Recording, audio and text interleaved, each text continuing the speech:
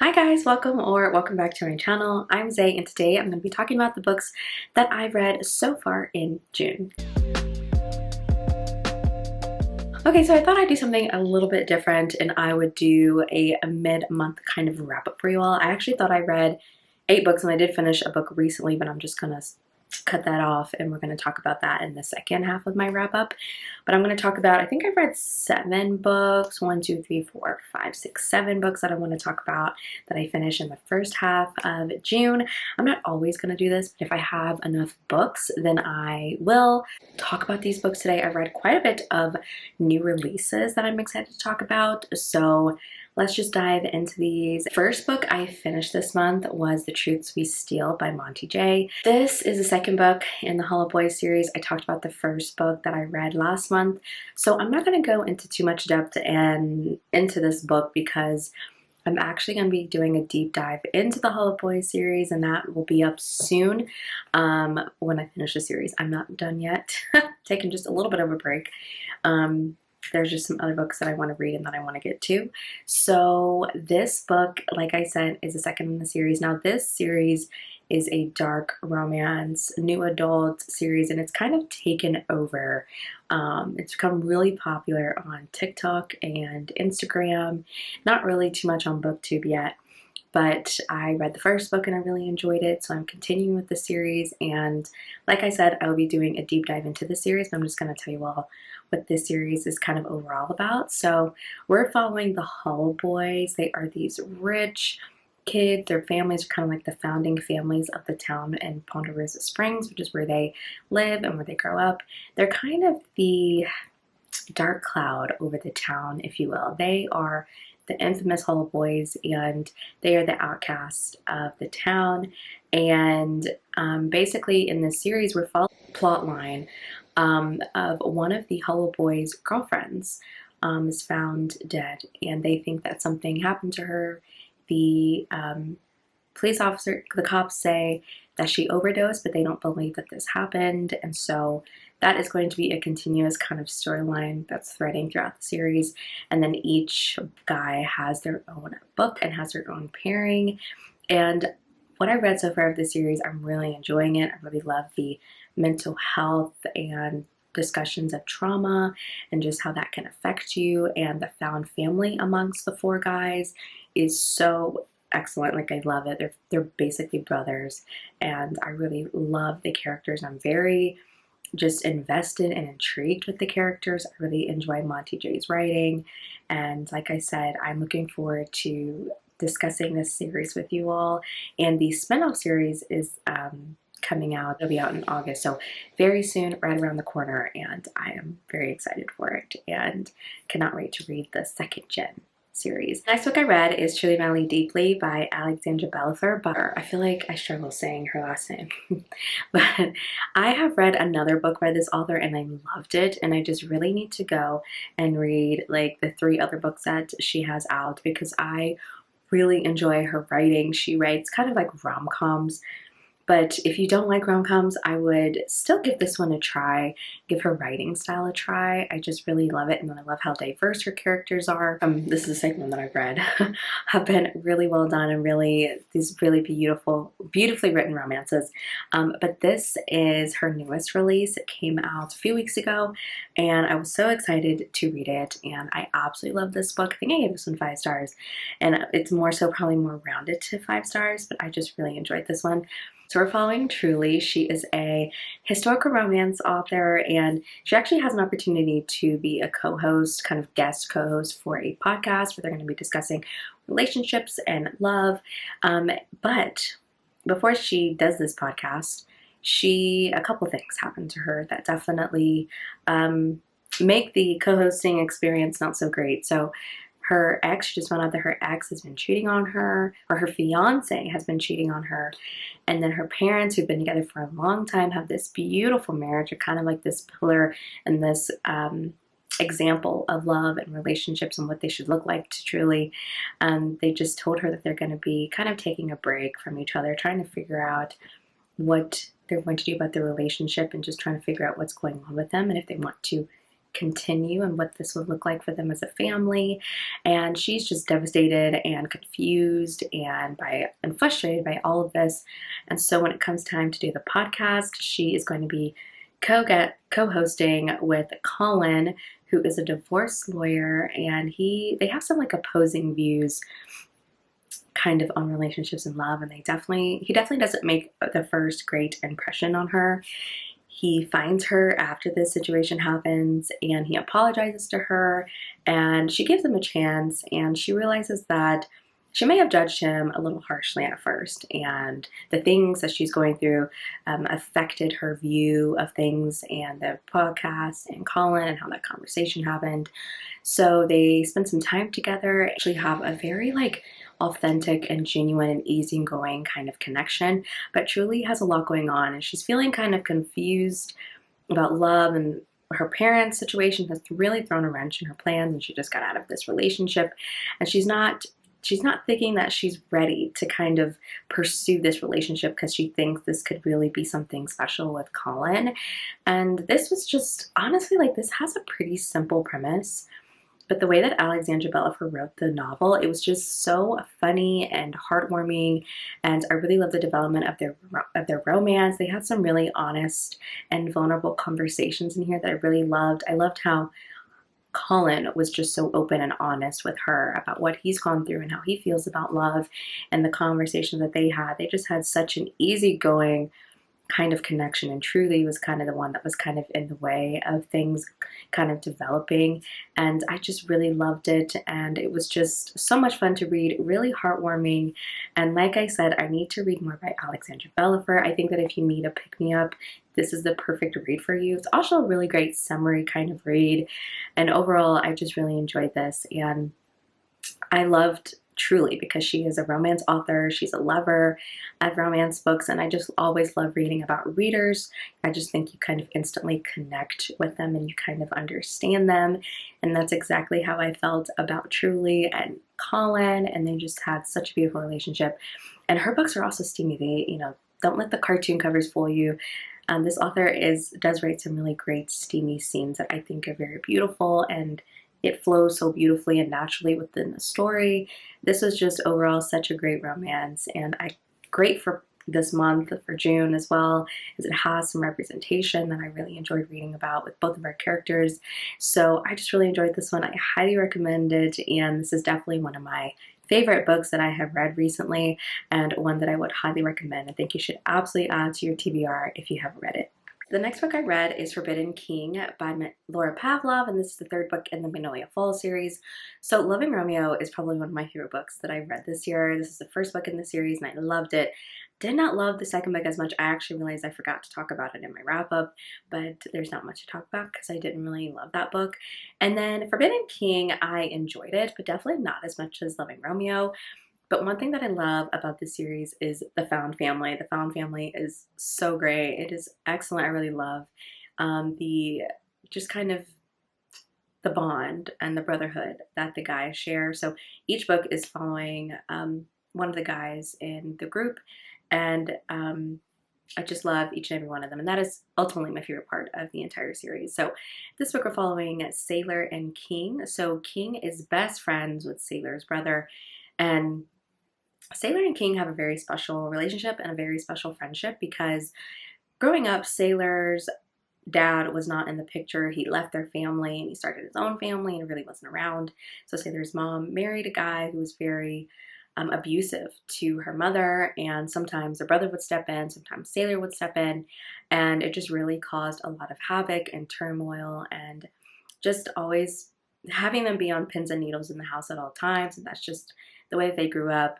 And eventually Sailor's brother, he took control, and she ended up moving in with him and just able to stay in a safe environment. But one night something happened and things got really bad and pretty intense, and Sailor ended up staying with King, and his grandparents slept in the same bed as Sailor just to kind of console her. Nothing happened, and they kind of have this special bond was created after that incident happened.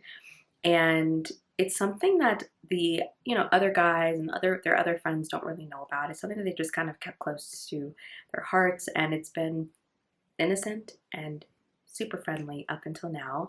And King has been noticing some things about Sailor. He's just kind of looking at her very differently, but she is off limits. She is forbidden. Because of her brother, he would be so upset and so pissed off. And Sailor is noticing these changes in King, and when it finally comes out what he's been feeling, she also is feeling the same way. And so we kind of have them sneaking around with each other and just trying to fight their feelings, and they don't really want anyone else to know because they want to figure out, is this something serious? Is this even worth bringing up and potentially causing all this drama?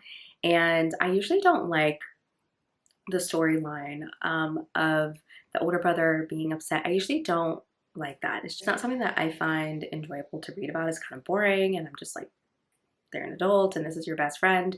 But in this situation, I actually understood because of how close they all are and just how much their friendship means to one another. And I understood why both the characters were trying to take their time. And then I also understood why her brother would be so hurt and upset about this. And so usually that bothers me, but in this situation, it really didn't. And I actually enjoyed it. I didn't love this one as much, I think, as some other people did, because I just felt like the connection and everything was very physical and extremely lustful at first.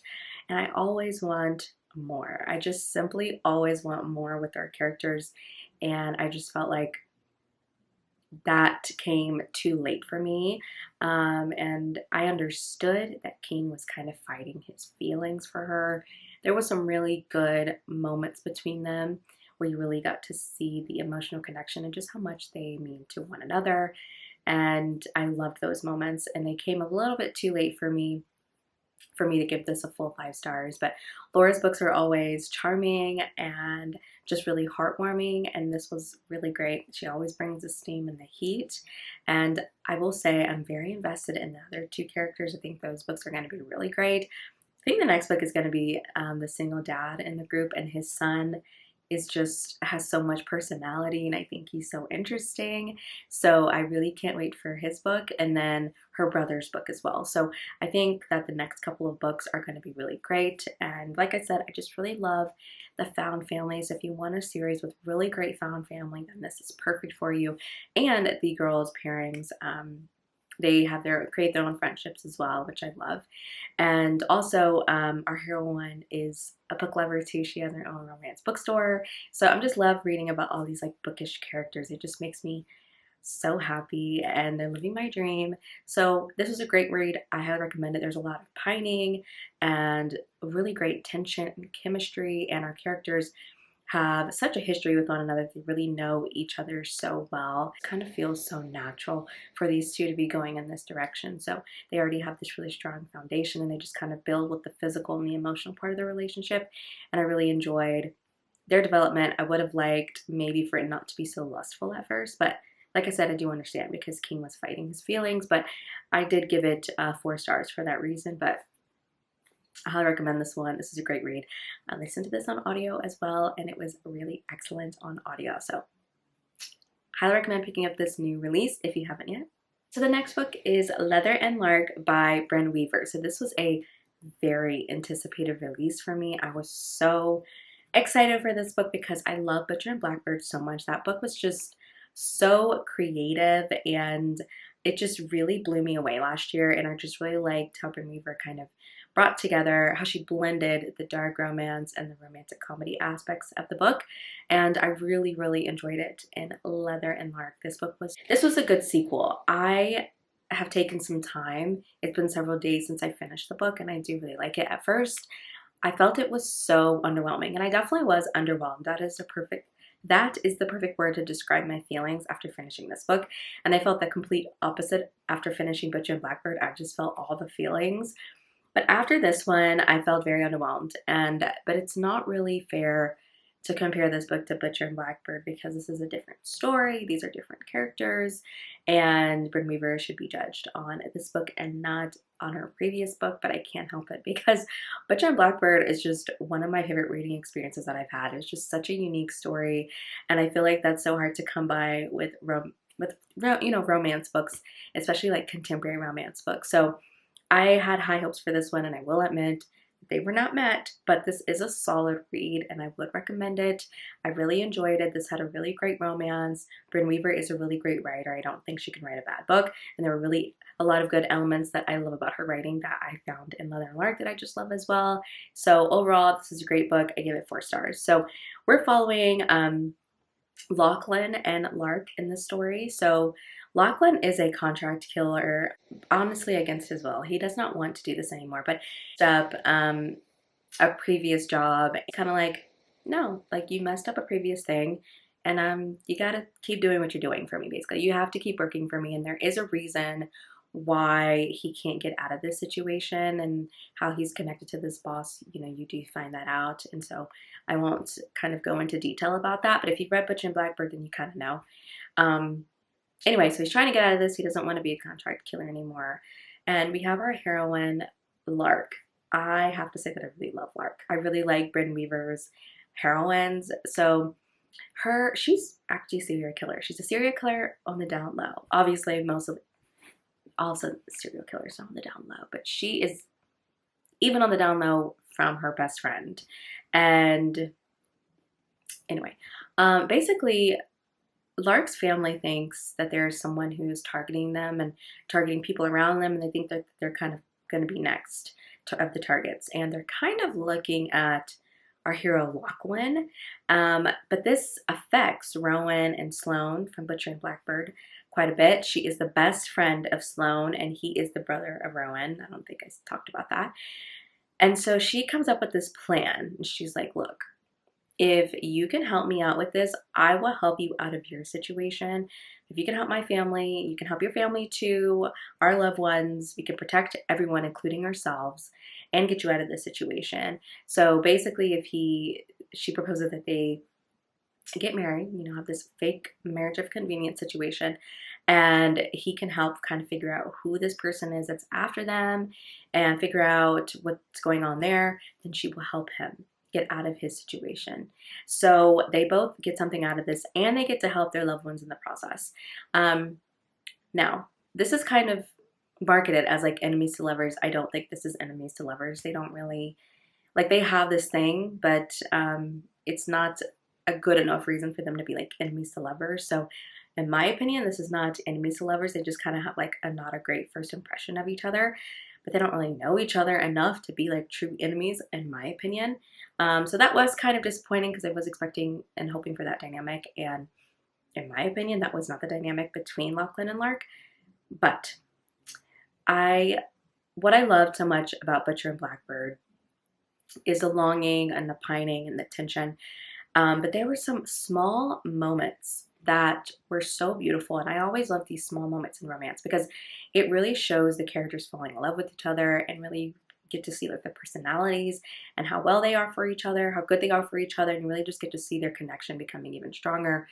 And that we got several scenes like that in Mother and Lark. But you know, basically there's this one scene where Lark, she struggles with sleeping, and Lachlan, he kind of sets up for her to get some help, try to figure out what's going on with her sleeping. So he has her kind of do this like this sleep kind of thing for a little bit, and they like fall asleep talking on the phone together, and very, very beautiful. There's a really nice hot moment that I really love in romance books, because our heroine, I forgot to say that, right? She's a songwriter, and the reason why she, you know, has her tendencies of killing is very interesting. And again, it really kind of delves into her backstory.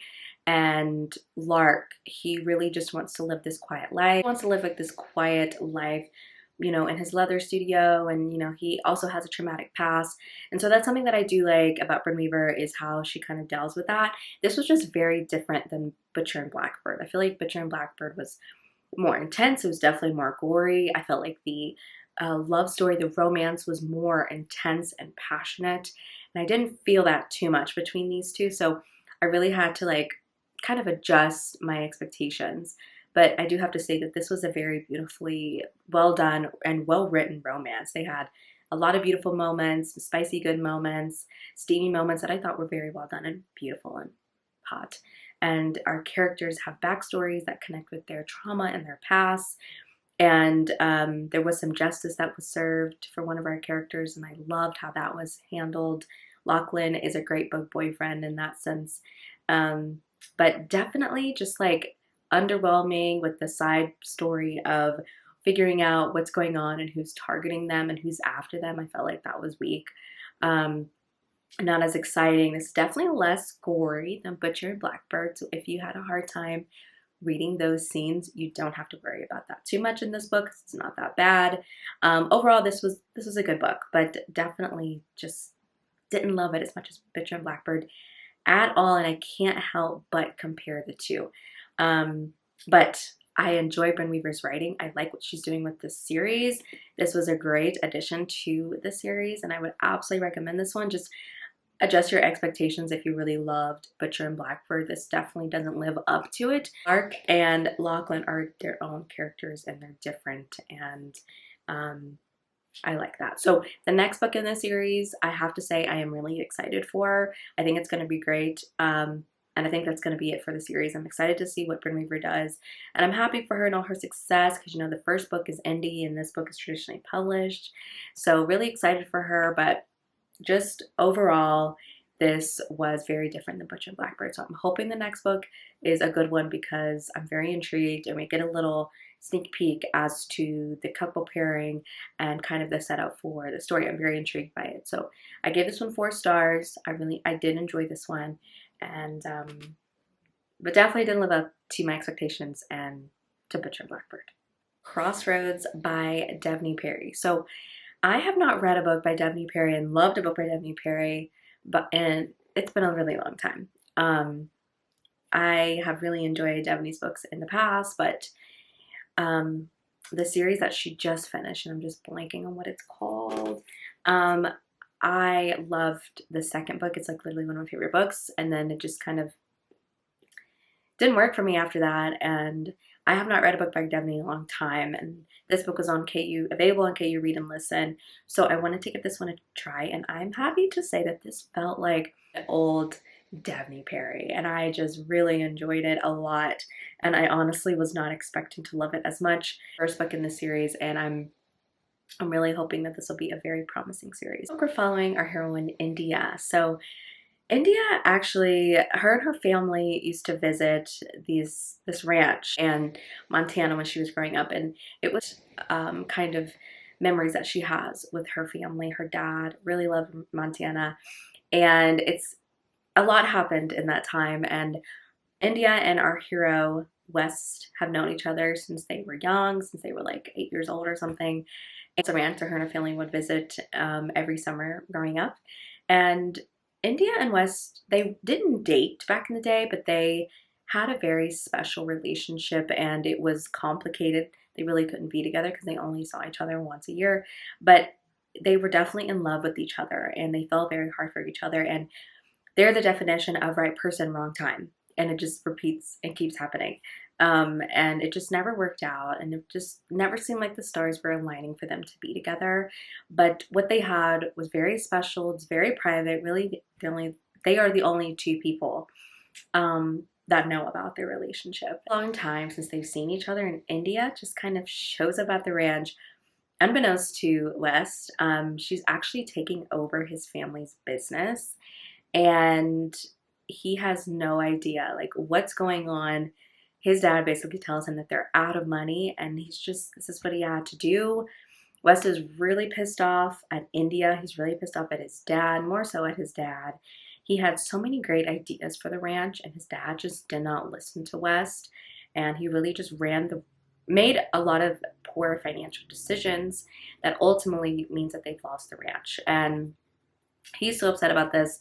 Now, we do know that there is something going on with this situation because we know that India just wants to be in Montana for a year. We also know that she made it to where the family gets to keep their properties on the ranch and stuff, why India has taken over their family business.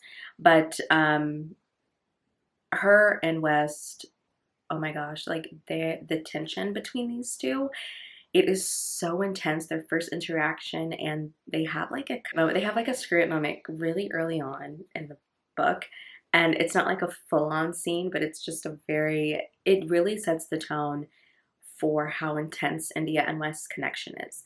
Um, and so, like I said, both of these characters, they have just not had any luck. They have not been able to be together. India was married. Wes is very confused, trying to figure out like what happened with her marriage, what's going on with India. And finally, when these two start spending a lot of time together, they cannot, because they're working together. They have to really face their issues and face their problems and face what they have between them. But India is definitely holding back, and Wes is having a lot of complicated emotions. Now, there's a lot of interesting family dynamics that are happening in this book, because Wes has a very complicated relationship with his dad. Like I said earlier, he had a lot of great ideas for the ranch, and his dad just like did not listen to him, and ultimately, is the reason why they are in the situation that they are today. And he also has his parents have a complicated relationship. Basically, Wes' dad cheated on his mom, and she tried to get through it. She tried to work through it, and she just couldn't. And they don't have any communication. And his brother has a strained relationship with his mom. And so there's just a lot of family stuff going on. It's just a lot going on with Wes. Um, this book was very just beautiful. I really loved the romance between Indy and West. They just love each other. They really know each other so well. They don't know like the other person's favorite color and silly stuff like that, but like they know the other person. Like they know they're so in sync with one another. And what they've had with anybody else truly doesn't even matter, because what they have transcends all of that. It is beyond special. And I just was so obsessed with their relationship, and I thought they had such a great connection, and they really just loved each other. Like honestly.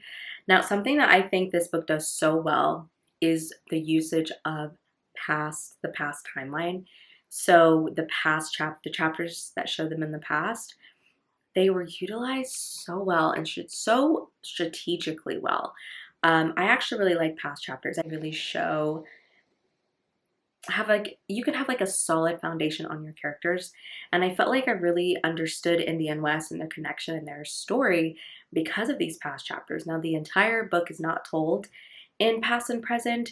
There's just certain chapters and certain moments, and it connected so well to the present. And they were used really to just kind of move the story forward and have us understand these characters so much better. And I just really loved the usage of those, and I felt like it was used in such a great way. And I love them, but I'm very picky about how they're used. And I'm loving, because we're going to talk about another book here that kind of has the same thing, where the characters weren't really together, but they had a special relationship. I can't think of the best way to describe it is when Taylor Swift says, "No one's ever had me like you." Like that is exactly West and India, 100,000%. Um, but I just really love this book. It was very beautiful. It was very emotional. There are a couple things that I want to talk about because they are spoilery. So they are spoilers. So I'm gonna have a spoiler tag here. When that goes away, I'm done talking about that.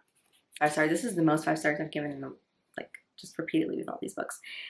I didn't love at first the setup for the conflict. I saw where the conflict was going. I knew India was hiding more about what happened with the ranch. And we find out that her ex-husband, who is just such a sleazeball, basically he got along very well with her dad. Her dad really liked him.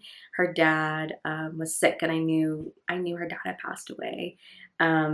She kept just talking to him on her voicemail, and she kept saying she was doing this for her dad. So I knew something had happened, and I knew he had passed away. I just didn't know what from. So her dad was sick, and he knew that he would be passing away soon. And he trusted her husband. He liked him a lot, and her husband knew that. And after he passed away, her husband wanted to take over her dad's business. Now, what we didn't know is that, what she didn't know is that her ex-husband was in contact with Wes's dad and kind of influenced him on some of the bad financial decisions that he made. So she felt responsible, and she also wanted to protect the ranch because she knows how much it means to Wes and his family and how much it meant to her dad. So she sparked up this deal that basically the deal was kind of like, I would hand you over my dad's business, but you know, I'm gonna have to help me out with the ranch. Like, you know, you get something and I get something. And in the end, you know, she gets the ranch and she'll be able to sell it back to Wes and give it back, you know, to his family. Um, so when Wes finds out about this, he's upset, he's pissed off. And even I was like, I feel like you just could have told him eventually, because the relationship was moving forward and it was getting more serious, and she was trying to fight away and too deep here. And I felt like they were finally about to have their happily ever after, and like things were just looking like they were going to work out. But I liked how they handled that. There really was no huge like third act breakup. That really didn't happen here. I actually liked that, but I was worried about it, and I think it was corrected and handled very well. Second part is her dad passing away. That was just really heartbreaking. The relationship and the bond that she had with her dad was just so, it just broke my heart, and I just bawled my eyes out reading that part. I was so sad when I knew he died and I knew something had happened to him, but just her confirming it and her being able to just admit it and feel all her emotions, because she had been trying to fight them. And when she could no longer call her dad and be able to leave a voice message for him, that was heartbreaking. The third thing is when we find out that, so when Wes's dad cheated on his mom, he told her right away, and she was like, okay, like, we can maybe work through this. But then a baby showed up. His mom could not get over that he had a baby on her. And, you know, I can't remember his brother's name right now. I think it's Jax. I want to call him Jax. And she really denied him. And she, you know, did not let him call her mom. It was just too much for her to handle. And they don't talk. They don't have any kind of relationship. So I'm very excited for that, because that's absolutely heartbreaking. And so I think the next book is Sunlight. And I'm very excited to dive into that. That's going to be a very emotional book for Jax, to feel rejected by the mother figure in his life, and this complicated relationship that he has with his dad. Like, I just think that the next book is going to be very emotional. But I was shocked. I don't know. That was juicy drama. And I like how even at the end when we have the epilogues, which I love Daphne's epilogues, that wasn't just glossed over. And the relationship that he has with his dad is still complicated. With spoilers, I just love this book, and I just love when two people who are each other's first loves get another second chance at love. So this is kind of a second chance romance, but they didn't really date in the past. But I love that even more. I just think that is even more meaningful, you know, and the relationship and their connection just holds even more weight. So I did give this book 5 stars. I cannot wait for the next book in the series. I just think this is a really great start to a series. Okay, the next book I read is False Start by Candy Steiner. So this is the 5th book in her Red Zone Rival series. So she actually wasn't even planning on writing this book. I think she used like Kindle Vella to write this, and then she realized that she wanted to actually make this into a full-length novel. So this is her most recent release. And she came back with like 2 single parent romances. I need to go back and read her hockey one, but this one was so great. I really love this book, you guys. It felt like a little bit of old candy, but not fully there, but it was good. It was angsty, it was emotional, and I loved it a lot. It definitely had those elements of her writing that I really enjoyed when she was in her angsty era. And I've read only one other book in the Red Zone Rivals, so I was really excited for this one, and this was so great. So I'm gonna have to go back and read all the other books in the series. Now, if you've read the other books in the series, you are familiar with Kyle, and he basically gets a redemption story. There's definitely a lot to his story that can probably explain some of his past behavior. But I must say that I loved this book. It was really great, and I gave it 5 stars. So many 5 stars. I have not given this many 5 stars back to back in a very long time. But these books were just hitting. These have been some really great releases that have came out recently, and this is absolutely one of them. So Kyle, ball player, he's Seattle's rookie. He's in rookie season in Seattle, playing for Seattle. And basically it's him and our heroine Madeline's story where they reconnect. Our heroine is in real estate, works in real estate. She's showing off a house and she sees Kyle, and Kyle and Madeline have quite the past. So Madeline, babysitter, they're only like a couple years apart. Nothing crazy. um, but they had something back in the day. They are each other's first loves. But both of them have some conflicting feelings about how things ended. They don't really know what happened. There's a lot of hurt there, there's a lot of confusion there, and there's just a lot of question marks as to what really happened, as Kyle and his family just kind of like disappeared, and Kyle thinks that she rejected him, and so things didn't end well. But when they see each other, you know, they're, like I said, they're each other's first loves, and they just kind of instantly reconnect, and they can't help but to. Now Kyle, after he talks to her, he sees some bruises on Madeline, and we have a who hurt you moment. And basically Madeline is a single mom, but she has an ex who won't leave her alone, and he makes things very difficult for her. And so the topic and the discussion of abuse is brought up a lot in this book. It's heavily discussed in this book, so I'm just warning you all right now, that is a huge topic, and that is a part of Madeline's story. And this really hits home for Kyle, and we do know why that hits home for him. He has a history of experiencing abuse in his family from the hands of his father, and he comes up with the plan. He's like, look, I could really use like some help on my end. So we come up with this fake dating situation, kind of keep you safe and figure out a better situation for her and her son, because she is unsafe if her ex is around and involved in her life, because he just won't take no for an answer, and he just won't leave her alone.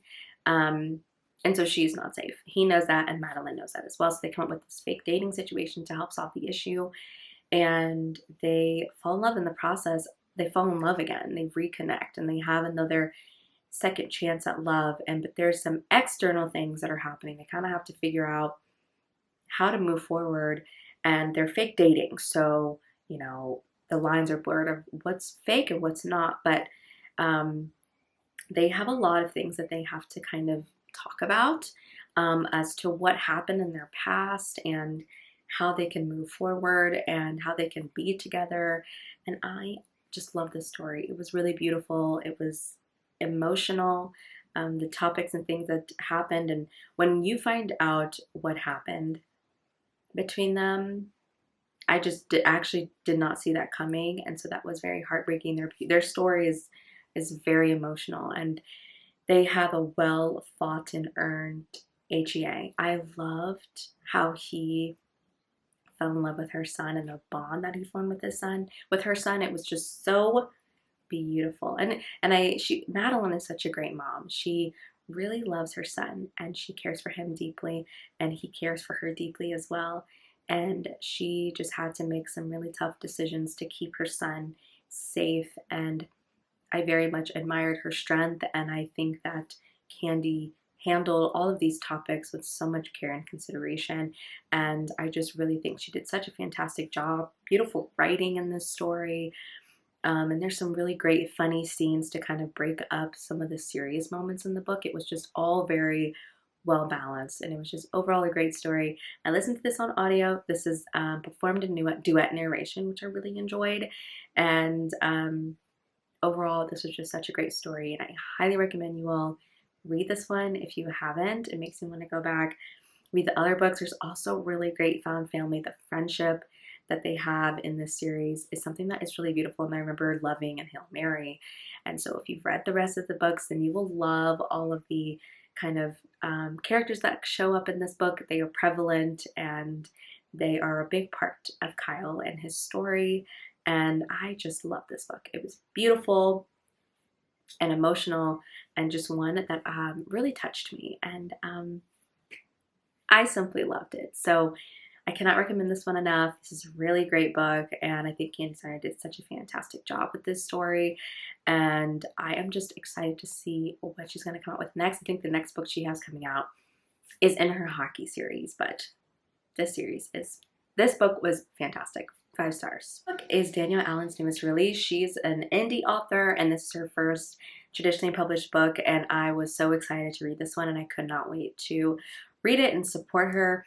This was a really great book, you guys. I absolutely enjoyed it. We're following Aaliyah James, and our heroine, this book starts out with our heroine having a one-night stand with her ex, and she's just like, okay, this is not good for me. I do not need to be, kind of revisiting my ex and doing this all over again. And she's just ready for something else. She's ready to start fresh. And her family is kind of on her about dating. They're like concerned about her because she's not dating. She doesn't have any, she's, not even close to getting married. She's turning 30 soon. And her friends have also kind of been talking to her about wanting her to get out there. And so she kind of takes this as a sign. And she's like, okay, I'm gonna get back out here. I do want to date. She has a party that she's planning for her 30th birthday, and she really wants to have a date, have someone special to bring in her new year with. So she actually gets set up by a coworker on a blind date, and her date never shows. She's at the bar, and the bartender notices this. He's kind of like, his name is Ahmad. Fun with her. They have this really great banter from the very start and beginning of their story. So he's kind of poking fun at her, and they have this really great kind of banter and tension kind of immediately. But Ahmad's like, look, no, really, like, you should join this dating app, and this is like, that'd be a really great starting off point for you to date and stuff. And she's like, no, I'm not comfortable with that because I'm not comfortable with like online dating, and so he comes up with this plan, and he's like, look, how about you get on this app, you start making your connections, you set up your first dates here, and that way I'll be around, I can watch out for you, and I can kind of look out for you. And so she starts dating, going on these apps, but she more so is connecting with Ahmad on each date that she's going on. She's actually connecting more with Ahmad, but Ahmad he kind of has a complicated situation. We do not get Ahmad's point of view. We only get Aaliyah's point of view. I do want to make that known. And her and Ahmad there's something there. There's a lot of sparks there between them two. But Ahmad has gone through quite a bit in his life. He's experienced grief. She's also experienced grief. Her sister died when she was 30, and she just feels like her parents really want her to be like her sister, and they're comparing her to her sister, and she just has a lot kind of on her shoulders. And Ahmad has a lot of things that he's gone through, and some trauma, PTSD, and things that he's gone through. And so their romance has a lot of obstacles that they have to kind of work through and get through to get to their HEA. And I loved it. Okay, it was just so much fun, unique. This story was quite unique. If you want something fresh and different and fun, I think that Curvy Girl Summer is perfect for you. It just was a very well-written, fun, and steamy book, and I really like Danielle Allen's writing, and it worked so well in this book. Really good, like, slow burn tension, and the chemistry between Ahmad and Aaliyah was just fireworks. It was really great. So I highly recommend this one, and this also has a plus size heroine, and there's a lot of fat phobia, not from our heroine. She has a family member that really tries to make her feel really bad about herself, but Aaliyah is so confident in herself. And that is something that I really loved. She is curvy, she is plus size, and she is very confident in herself. She knows there is more to her than that, and she is she knows that about herself, and that's something that I really, really love. And I think Danielle Allen handled that representation quite well. So this was so much fun. I listened to this on audio. Wesley Savan narrates it, and she's one of my favorite narrators. She's absolutely fantastic, and I just love this story so much. It was fun, it was hot, it was really great slow burn, really great chemistry, and excellent banter, and it had some emotional moments, and I just overall thought this was such a great book. I gave it 5 stars. I'm giving out lots of 5 stars this month. The first half of the month, I don't know what that means for the second half of the month. It's making me nervous. But these are the first books for, I think these are 7 books that I've read so far this month. I have had a really great reading month so far. We'll see how things go through the end of the month. I would love to know what you all have read so far this month. Have you read any of these? Do any of these pique your interest? Let me know. Leave me like some purple hearts and for Curvy Girl Summer. Leave me those in the comments to let me know that you made it this far into the video. So thank you all so much for watching. I'll see you all in my next video. Bye.